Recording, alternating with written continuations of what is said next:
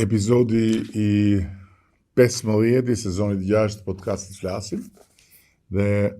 si çdo të diel fillojmë me shënimet e javës.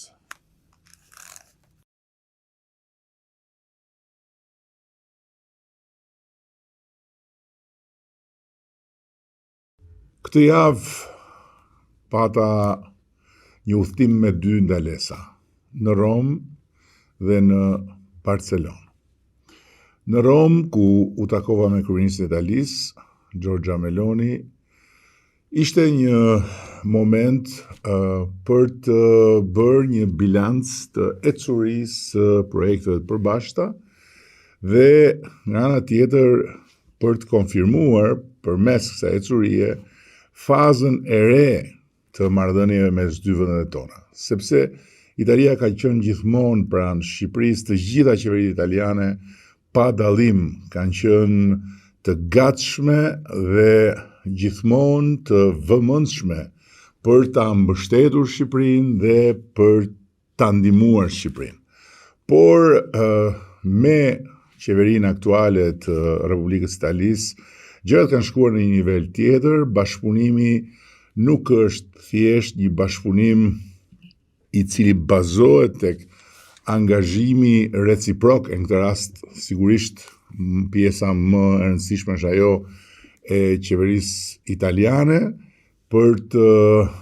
punuar së bashku, për të qenë vazhdimisht në një rrugë të përbashkët, por mbështetet edhe në një sër projektesh konkrete. Pra, edhe firmosja e marrëveshjes strategjike mes dy qeverive në takimin e mëparshëm të Romës është në të vërtet pasqyra më kuptimplot e faktit se marrëdhënia e cila gjithmonë ka qenë e karakterizuar si strategjike ka marrë një ngjyrë të re përmes projekteve të bashkëpunimit strategjik. Një bashkëpunim i strukturuar, një bashkëpunim i cili lidhet qoftë me zhvillimin, qoftë me sigurinë. Pas Romës pata një vizitë në Barcelonë ku me ftesë të kryeministrit Pedro Sanchez mora pjesë në tryezën e përbashkët të samitit të quajtur në mbrojtje të demokracisë. Dhe përpara këtij samiti,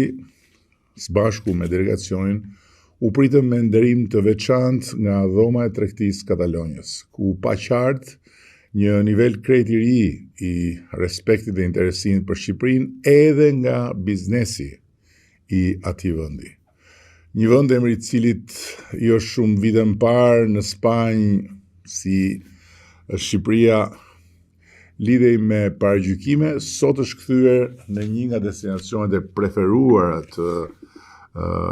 qytetarëve spanjoll, posaçërisht të rinisë spanjolle si destinacion turistik, ndërkohë që marrëdhëniet shtetërore nuk kanë qenë asnjëherë më mirë se sa sot. Pjesëmarrja në samitin në mbrojtje të demokracisë dhe pritja nga kryeministri Pedro Sanchez ishin edhe ato pjesë e, sa thash, deri pak më lartë, në aspektin që Shqipëria nuk është më thjesht e pranishme, por është e besuar, është e respektuar dhe është e vlerësuar si një nga aktorët në tryezë. Dhe për ta mbyllur me këtë shënim, këto ndalesa nxjerrin në pa qartë edhe njëherë se si partner serioz dhe tani më të konfirmuar ndërkombëtarisht për angazhimet tona, për vullnetin ton, e mbi të gjitha fal ecurisë dhe transformimit ton për të cilin flasin të gjithë, ne gjendemi në një pikë ku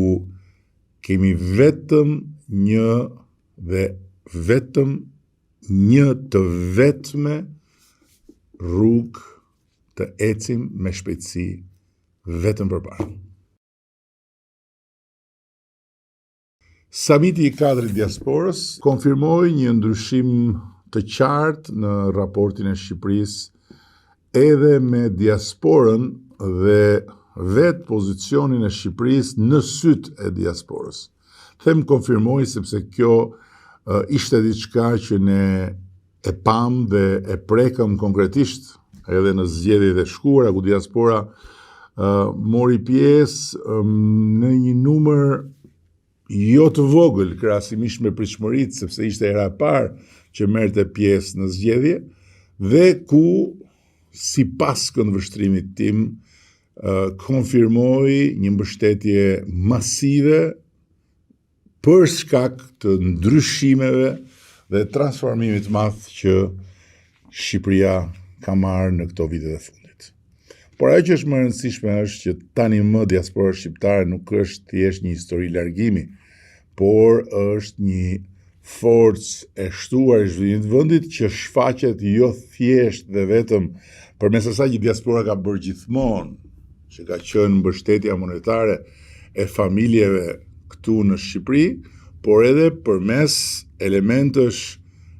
realisht të admirueshëm të botës së saj të re, qoftë atyre që kanë spikatur në fushat profesionale, qoftë atyre që kanë spikatur në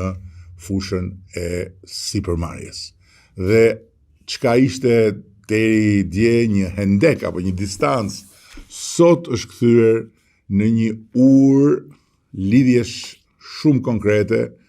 në ekonomi, në dije dhe përgjithsisht në rritjen e ndikimit të Shqipërisë përmes shqiptarëve të saj kudo ku ata ndodhen. Është një realitet që lidhet drejt për drejt, siç thash, me transformimin e vetë Shqipërisë, nga një ekonomi me më pak se 10 miliard euro prodhim të brendshëm, siç ishte ekonomia që ne morëm kur nisëm këtë rrugtim qeverisës, në një ekonomi me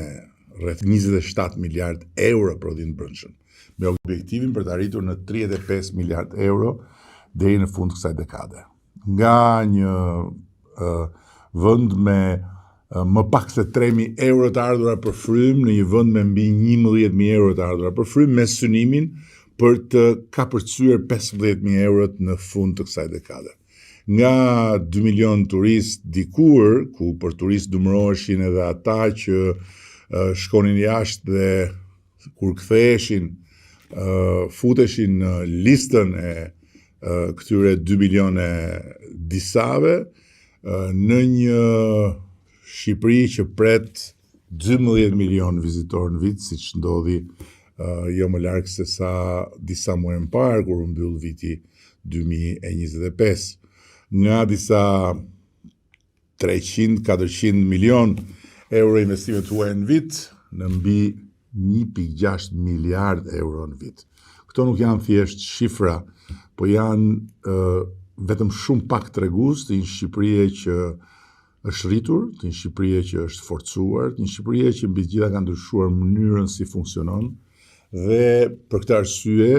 ka ndryshuar edhe mënyra si ajo perceptohet. Dhe mbi të gjitha këtë ndryshim reflektohet në raportin mes Shqipërisë dhe diasporës me Shqipërinë.